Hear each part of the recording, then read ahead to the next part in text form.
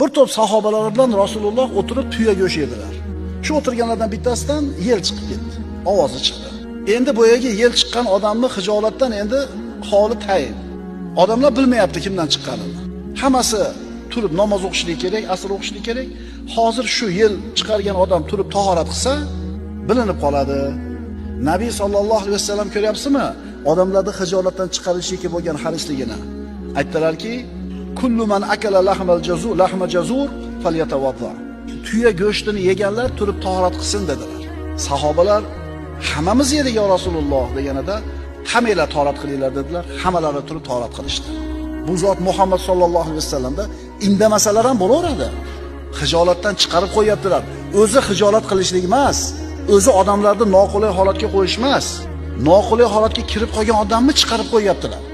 Hamma turib tahorat qildi, demak hech kim bilmay qoldi kimdan yel chiqqan.